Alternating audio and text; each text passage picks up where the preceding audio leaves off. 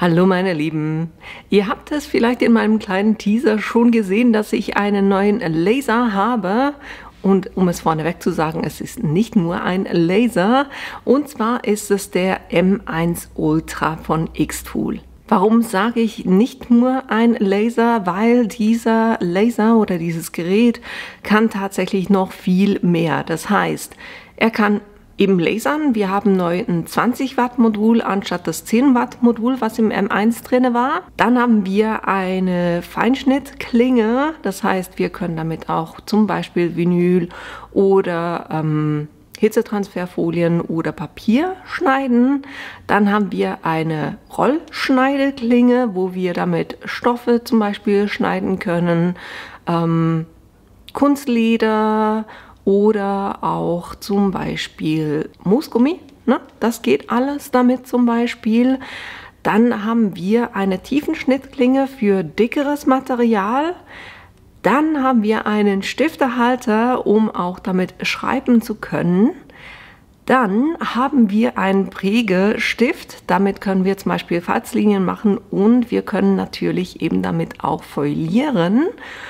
Und es nimmt kein Ende und haltet euch fest, was da noch drin ist. Es ist ein Drucker drin. Also wir haben jetzt ein Tool oder ein Gerät, wo ich einen Laser drin habe, wo ich einen Plotter drin habe und wo ich einen Drucker drin habe. Also mehr kann man sich eigentlich nicht wünschen, ne? Also ich finde es wirklich der Wahnsinn, was da Xtool, das Maß an Innovation, die die da an den Tag gelegt haben, und auch, dass sie auf uns hören von wegen, ne, was brauchen wir, auch eben Platz sparen, dass ich nicht 3 Geräte brauche, sondern 1. Auch die Anschaffungskosten, ne, das sind dann nicht 3 Geräte, sondern eben alles in einem drinne.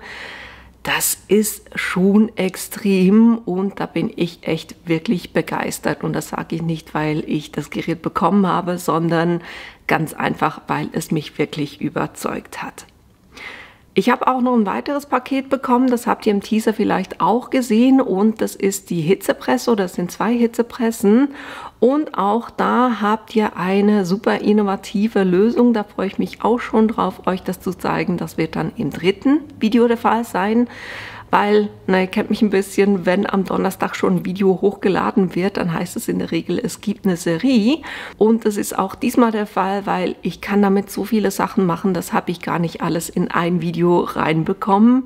Von dem her wird es 4 Videos geben, und heute konzentrieren wir uns mal so ein bisschen auf das Lasermodul, was ihr damit machen könnt, und an die weiteren Tage kommen dann auch noch weitere Sachen dazu. Wir starten somit zuerst mal mit dem Laser selber oder mit dem Gerät selber, und dann gehen wir auch schon in die Projekte rein.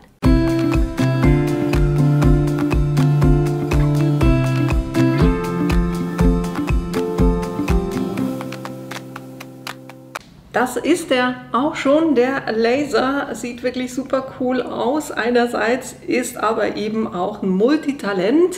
Wir haben, also ich habe den Laser selber plus auch die Erhöhung.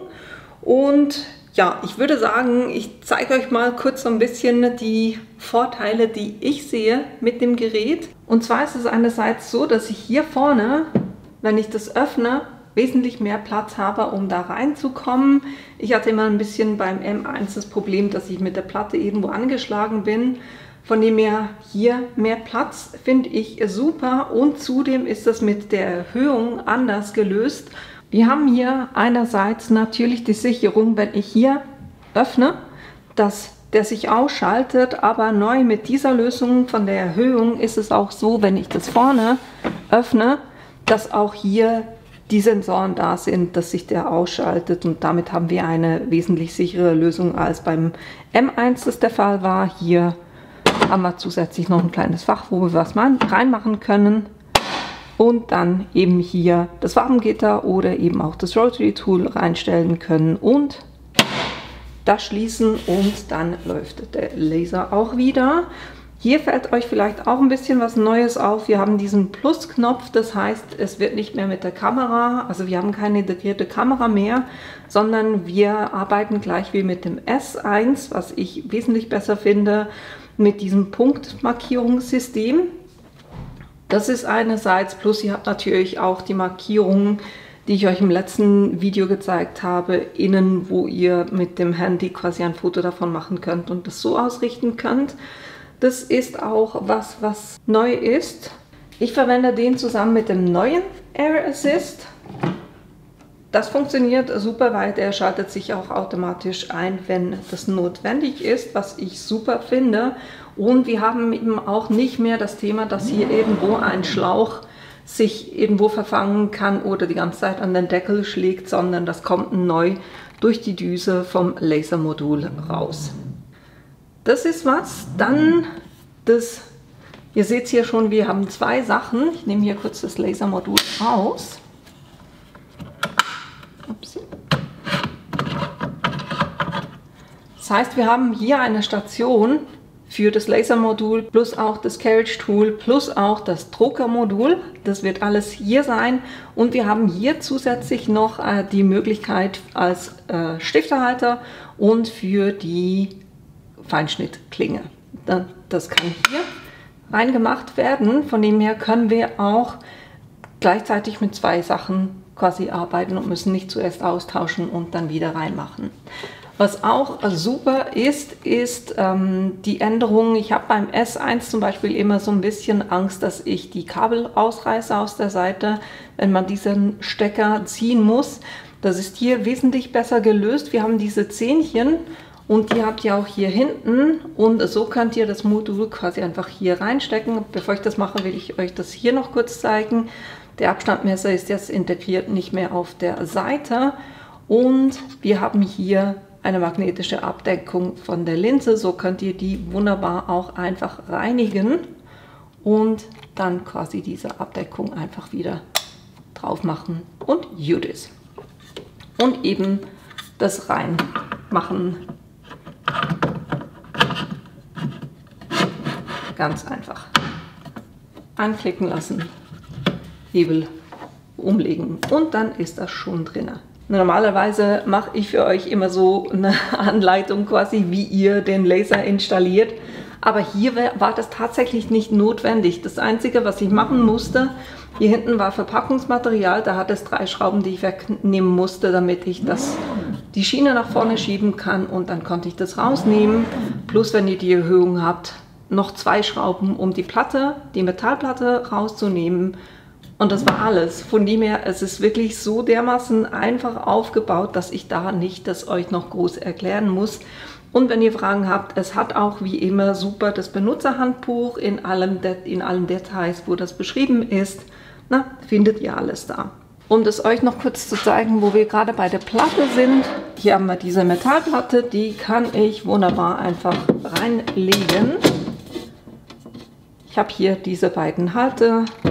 Kann die mit 2 Schrauben festmachen und schon ist alles bereit, um mit der Platte zu arbeiten. Das heißt, trotz der Erhöhung kann ich wunderbar auch hier mit der Platte arbeiten und ihr habt gesehen, ich habe genug Platz, um die auch reinzumachen.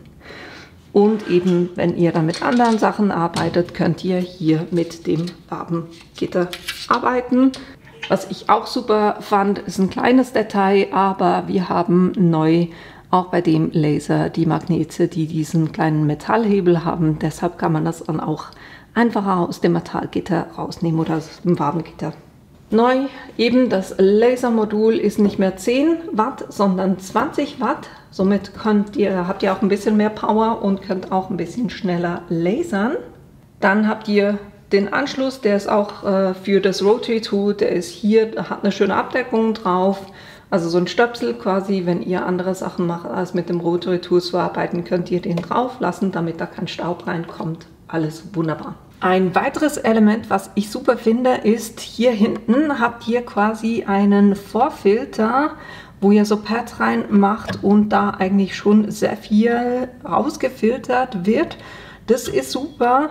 Plus wir haben dann hinten, ist das Ganze so angebaut, dass wir nicht mehr, also dass der Filter nicht mehr gegen hinten rausgeht, der Schlauch, sondern der wird quasi über rechts oder links, ihr könnt da selber entscheiden, in welche Richtung ihr den leiten wollt, hat der Schlauch wie quasi eine Abknickung, so dass ihr wunderbar hinten euch auch den Platz an der Wand spart, den ihr dafür mehr braucht.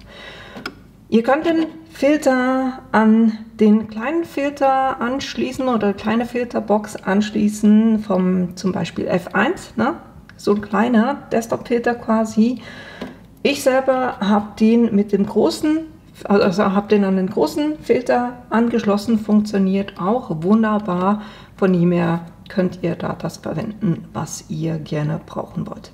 Vielleicht hier auf dem Tisch noch die Sachen. Ich habe eben das Carriage Tool, das zusätzliche, wo ich die anderen Tools verwenden kann, wie zum Beispiel eine Tiefenschnittklinge, wie zum Beispiel ein Embossing-Stift oder auch das Rollmesser. Na, eigentlich alle die hier so diesen Pfeil drauf haben. Aber das sage ich euch dann im Detail, wenn wir das verwenden. Dann eben das Rotary Tool habe ich dazu mit dem Accessory Kit. Dann das Ink-Modul und im dritten Video werde ich euch dann auch noch die Smart Press zeigen und die Mini Press. Das ist das, was ich zusätzlich auch noch habe. Natürlich gab es auch noch Matten dazu. Also ihr werdet dann fortlaufend in den Videos alles sehen, was ich quasi euch hier zeigen kann an Tools, Materialien, Möglichkeiten. Dann ist Xtool und auch mir selber das Thema Sicherheit extrem wichtig und da hat es ein paar Sachen, die ich speziell erwähnen möchte. Einerseits habt ihr hinten dran einen USB-Stecker, quasi wenn der nicht drin ist, dann läuft der Laser auch nicht. Das heißt, ihr könnt den rausnehmen, wenn der Laser nicht in Betrieb ist, so dass nicht irgendjemand den Laser einfach einschaltet, den nicht bedienen sollte, und könnt den so quasi auch sichern. Dann haben wir auch die Abdeckung, wo ihr keine zusätzliche Brille benötigt, weil das quasi so schon wie mit einer Brille geschützt ist. Das ist von Vorteil, weil dann seht ihr auch das Ganze ein bisschen besser. Dann eben auch der Filter, der Abluftfilter, und da meldet euch das Gerät ja auch, wenn die voll sind. Also da auch eine zusätzliche Sicherheit, die wichtig ist. Und dann das, was ich gerade gemacht habe, von wegen eben, wenn ich das hier öffne, plus auch wenn ich unten die Abdeckung öffne, wenn ihr die Erhöhung habt, dann schaltet sich der Laser aus, also der piepst und schaltet sich aus. Das merkt ihr auch sehr schnell, wenn er nicht zufrieden ist. Und er würde auch nicht starten, wenn die Sachen offen sind. Also da habt ihr auch diese Absicherung. Und dann auch, falls der Laser sich zu stark bewegt oder neigt, dann schaltet er sich auch aus. Das ist was. Und dann habt ihr natürlich auch viele weitere Angaben in der Bedienungsanleitung drin. Guckt euch die wirklich an, lest die durch, weil es ist schon wichtig, es ist immer noch ein Laser. Und ja, dass ihr das Gerät auch so bedient, wie ihr das bedienen solltet. Aber ich finde das wirklich super bedienungsfreundlich und auch, ja, es macht echt Spaß mit den ganzen Möglichkeiten, die hier zur Verfügung stehen. Aber ich hoffe, das hat euch schon mal einen ersten Einblick gegeben, was dieser neue Laser alles so kann und was es alles dazu gibt. Wie gesagt, im Detail erkläre ich euch das dann wirklich, wenn wir an die einzelnen Projekte gehen. Und heute starten wir eben auch gleich mit dem Modul, was schon drin ist, und zwar mit dem Lasermodul, bevor wir dann in den weiteren Tagen zu den anderen Tools kommen. Jetzt gucken wir uns aber kurz an, was genau denn an Materialien ich heute lasern werde. So, ich habe jetzt ein paar Sachen, die ich lasern will, um das Ganze auszutesten. Ich habe hier Filz, wo ich eine Vorder- und Rückseite, hier einen Türanhänger quasi oder quasi so ein Anhänger für an die Tür machen kann, wenn man das so bitte nicht stören, sowas in dem Stil. Dann habe ich hier so einen Reisepasshalter aus einem Leder, was laserbar ist. Das ist von Xtool und das steht auch, es ist laserbar, und was da drunter hervorkommen wird, wenn wir das lasern, ist Gold. Dann werde ich hier auch noch zwei Patches machen, einen schwarz, einen in braun auch. Dann hier von den Holzanhängern werde ich auch zwei machen, das heißt einen, ja, wir können eigentlich alle drei machen, passt doch gerade. Die mache ich. Dann natürlich mit dem Holz will ich ein bisschen was machen. Dann habe ich auch noch Acryl. Weil mit dem M1 konnten wir Acryl auch schneiden und gravieren, von dem her, also Acryl, schwarzes Acryl, ne, ist es. Und dann, um euch das Rotary Tool zu zeigen, habe ich hier noch eine Metallflasche, die ich dann mit dem Rotary Tool gravieren will. Damit wir das dann aber alles machen können, muss ich das Ganze natürlich auf dem PC vorbereiten. Und das machen wir jetzt auch gleich. Ich habe für die Projekte schon ein paar Sachen vorbereitet. Und zwar für das Basswood habe ich ein Puzzle gefunden. Übrigens, alle Dateien sind von Creative Fabrica. Und da habe ich natürlich zwei Elemente. Das heißt, ich habe einmal den Hintergrund und dann das Puzzle selber. Und da ist der rote Bereich, das ist das, was ich ausschneide, habe ich auf Leistung 90 und Geschwindigkeit 9 gesetzt. Und das schwarze ist das, was ich graviere, das habe ich auf Leistung 60 und Geschwindigkeit 300 gesetzt. Das ist das, das heißt, ich werde zuerst das hier, also die Fläche, ausschneiden. Und dann lege ich ein zweites Stück rein und mache das hier. Wenn ihr Sachen nacheinander machen wollt, ne, könnt ihr hier entweder Ausgabe oder Nicht-Ausgabe auswählen, damit nur das quasi verarbeitet wird, was ihr denn auch haben wollt. Das ist das. Dann bei den Holzanhängern, da habe ich die beiden auf Gravieren gesetzt, und zwar Leistung 55 und Geschwindigkeit 200. Eins für ein rundes und eins für das längliche. Dann die Patches und der Flieger. Den Flieger und das hier oben, die sind beide gleich, weil das ist das braune Leder, wo Gold drunter ist. Das habe ich auf Leistung 30 und Geschwindigkeit 300 gesetzt. Beim schwarzen 25 300, das, und dann das Acryl, da werde ich einen Cake Topper machen. Da habe ich das auch auf Schneiden gesetzt, und zwar bei Leistung 90 und Geschwindigkeit 3. Dann das Filz, das was ich schneide, ist auf 25 in der Leistung und Geschwindigkeit 20 gesetzt. Und das, was ich graviere, hier das schwarze, das habe ich auf Leistung 7 und Geschwindigkeit 100 gesetzt. Und dann die Flasche, da habe ich Flächengravur gemacht, auch die Leistung auf 20, Geschwindigkeit 105. Und das ist auch das einzige, wo ich die Linien pro Zentimeter hochgesetzt habe, nämlich auf 200. Bei den anderen ist das überall auf 100. Das sind die Sachen, die ich jetzt nach und nach lasern werde. Ich werde euch da jetzt nicht jedes Mal die Schritte erklären. Es ist wirklich einfach, ich wähle das aus, was ich lasern will. In dem Fall würde ich jetzt zuerst das auf Nicht-Ausgabe setzen. Dann diesen Rahmen hier rübernehmen und den auf Ausgabe setzen. Dann würde ich natürlich die Materialstärke, also den Abstand zuerst messen. Dann kann ich den Laserkopf oben in die Ecke setzen. Das wird mir dann hier auch mit einem roten Kreuz angezeigt. Und dann kann ich ganz einfach mein Element an dieses Kreuz heransetzen. Und dann kann ich, wenn ich will, kann ich immer noch einen Rahmenabfahren machen. Aber dann gehe ich eigentlich auf Bearbeitung starten und kann das Ganze auch starten. Und genauso gehe ich eben durch mit den einzelnen Elementen. Hier beim Anhänger, beim runden und beim runden Patch werde ich euch, hier, das ist das hier, da werde ich euch noch kurz ein bisschen was dazu sagen von der Platzierungshilfe her. Und natürlich gucken wir uns dann bei der Flasche auch an, wie ich das mache, weil da werde ich logischerweise das Rotary Tool verwenden. Genau, das ist das.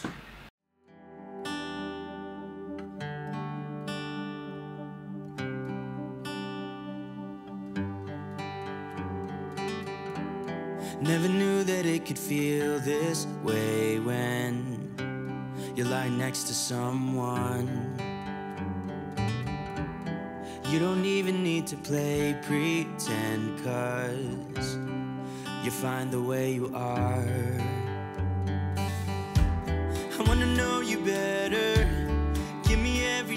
detail. I won't judge you, as you know. I could stay forever when you're lying in my arms. My heart is open, it just took some time. Now I just hope that you'd stay for a little while. You fix what's broken when you make that smile. So just stay for a little while.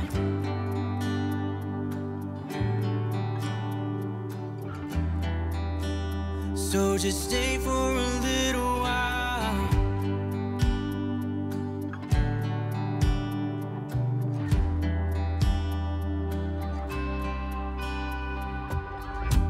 I didn't think that I would find that someone who's as honest as you are.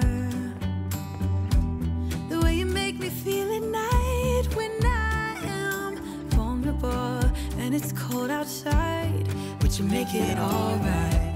I wanna know you better. Give me every detail. I won't judge you, as you know. I could stay forever when I'm lying in your arms. Oh, My heart is open, it just took some time. Now I just hope that you stay for a little while. You'll fix what's broken when you make that smile. so just stay for a little while. So long when you go, and I can't get enough of you. So can't you stay a little while? I don't want you to leave, so please stay with me. Stay for a little while. Stay for a little while.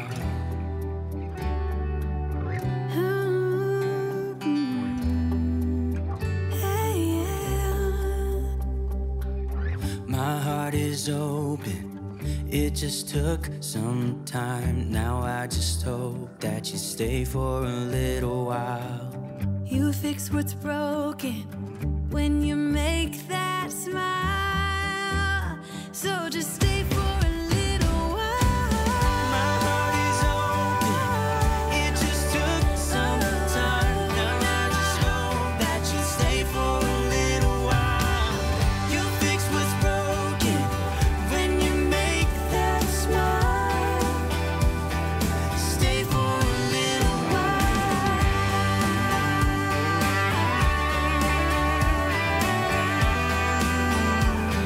Stay for a little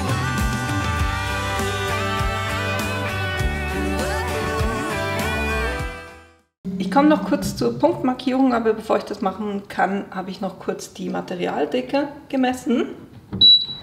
Und dann habe ich auf dem PC gesagt Markierung, dann den Kreis ausgewählt und dann gesagt Markierung starten. Und jetzt kann ich mir 3 Punkte auswählen. Ich nehme jetzt hier, ich gehe direkt auf die Naht drauf und dann kann ich hier auf den Knopf drücken. Dann nehme ich den zweiten Punkt, auch wieder schön auf der Naht, drücke wieder auf den Knopf und nehme noch einen dritten Punkt hier unten, auch wieder auf der Naht und sage nochmal das Plus. Und jetzt wird mir am PC quasi dieser Kreis angezeigt und ich kann mein Motiv einfach da reinschieben und das so lasern. Und dann kann ich das Ganze auch schon starten, nachdem ich das alles auf dem PC richtig platziert habe.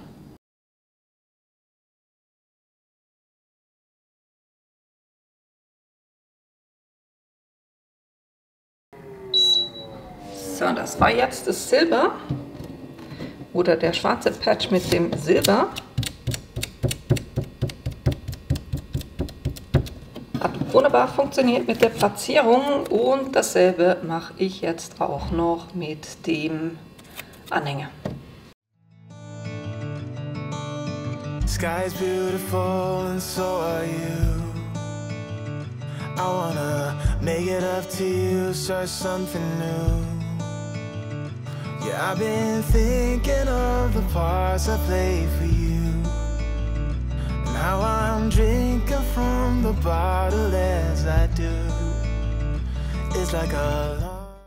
Kommen wir noch zum Thema Flasche gravieren. Ich habe ganz einfach den Durchmesser, da ist ein Band, Maßband mit dabei in der Box.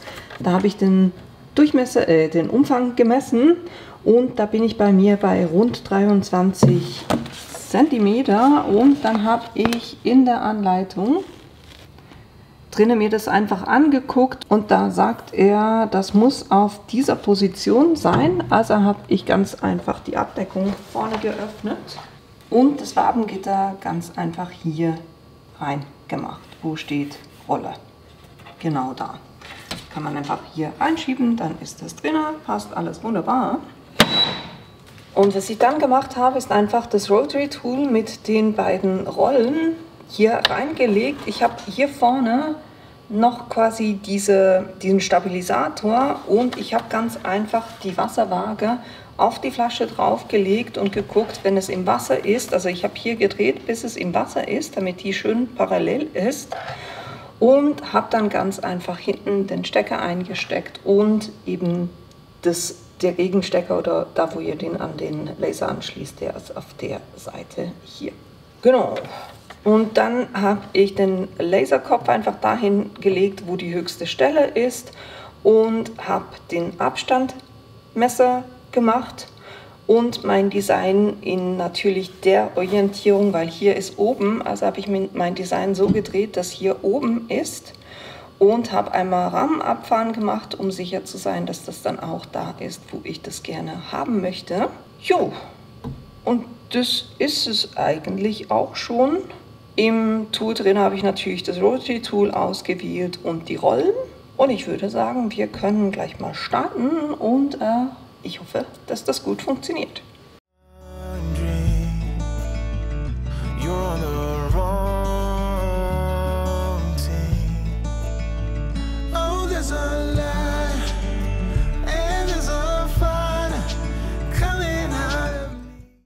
So, wenn er fertig ist,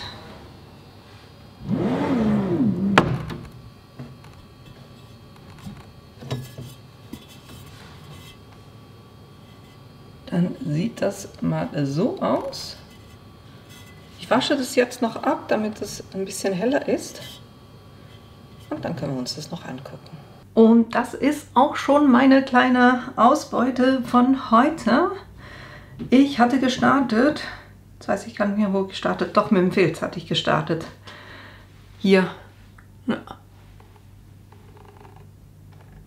Sieht echt cool aus und nur damit ihr das nochmal von Namen seht, ihr könnt Filz echt super mit dem Laser schneiden, super filigrane Sachen machen und die Kanten sind dann so fast ein bisschen wie versenkt. Aber dadurch könnt ihr wirklich super kleine Sachen auch machen, hat wirklich super funktioniert. Dann kamen, glaube ich, auch schon die Sachen, die Patches, wo ich zuerst einen Test gemacht hatte, das bei 30300. Und ignoriert jetzt einfach, dass es ein bisschen schräg ist, aber das ist der Braun-Gold-Patch. Dann mit der Punktmarkierung hier der schwarze. Da muss ich mit den Einstellungen noch ein bisschen spielen, aber zumindest die Platzierung mag für euch so aussehen, als ob das zu tief, also dass es nicht gleichmäßig hier ist. Das habe ich ganz einfach so gemacht, weil das hier unten breiter ist, habe ich es ein bisschen hochgeschoben. Aber mit dieser Punktmarkierung könnt ihr das echt super gut platzieren. Und das, was ich extrem cool finde, ist eben dieses laserbare Lederetui von Xtool, wo man quasi Reiseunterlagen reinmachen kann. Und das ist echt der Hammer geworden. Das verschenke ich garantiert nicht, das behalte ich für mich. Das wird mein Reisebegleiter. Ich finde das so dermaßen cool. Dann hatten wir, würde ich behaupten, die Holzanhänger. Einerseits mit ganz normal platziert und dann hier aber auch mit der Punktmarkierung. Hat auch wunderbar funktioniert. Dann würde ich behaupten, waren wir beim Puzzle, wo ich jetzt ganz einfach hier die Puzzleteile habe. Das heißt, ich habe eine Platte ohne Ausbuchtung ausgeschnitten und dann eine, wo es das Ganze zuerst graviert hat und dann die Teile auch ausgeschnitten hat, plus immer eben so eine Ausbuchtung, damit man das auch wunderbar wieder rausnehmen kann. Und ich finde den Detailgrad, ich finde das so dermaßen Hammer. Das ist so cool geworden. Das wird definitiv nicht mein letztes Puzzle. Wirklich, wirklich, wirklich cool. Genau, das war das. Dann hatten wir Acryl. Ich habe es ein bisschen übertrieben, würde ich sagen. Also das ist schon, ich habe es auf die Spitze getrieben, von wegen wie filigran. Die Sterne sind ein bisschen zu filigran. Zumindest der hier, der geht eigentlich noch. Also müsst ihr so ein bisschen gucken, in welcher Größe ihr was lasert, aber ich finde schon cool. Ne? Ganz einfach Acryl gelasert und eben natürlich schwarzes Acryl, weil durchsichtiges Acryl können wir mit dem Diode-Laser nicht lasern oder ausschneiden. Aber das hat super funktioniert und dann noch mit dem Rotary Tool die Flasche. Ist auch super geworden. Das Einzige, und das ist mein Fehler, das Ganze wird ja, also liegt so im Laser drin.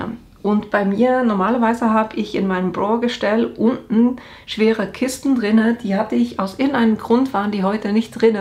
Und dadurch hat das Gestell quasi mit dem Laser so ein bisschen mitgeschwungen.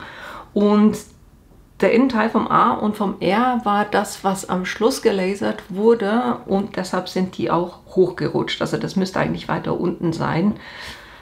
Ja, Anwenderfehler, nicht das Thema vom Laser, sondern es ist einfach, weil ich das Gestell nicht entsprechend bestückt habe, dass das diese Schwingung nicht mitnimmt. Aber hilft euch vielleicht auch gleich zum Verstehen, dass es eben wichtig ist, dass ihr euer Gerät auf einem Möbel habt, wo das eben diese Schwingungen aushält, respektive nicht noch verstärkt, weil es mitschwingt. Ja, das waren schon mal die ersten Sachen. Ich bin immer noch begeistert. Und das war erst der 20 Watt Laser, ne? Das heißt, morgen geht es weiter noch mit mehr Sachen. Für diejenigen, die jetzt schon überzeugt sind und sich den Laser kaufen wollen, bin ich natürlich immer dankbar, wenn ihr den Link unten in der Videobeschreibung verwendet, weil dann bekomme ich einen kleinen Zustups für meinen Kanal, ohne dass ihr mehr dafür bezahlen müsst. Das hilft mir natürlich.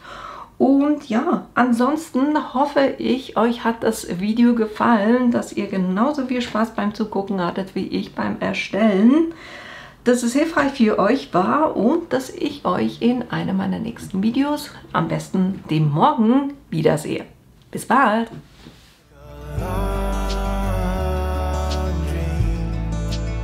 Your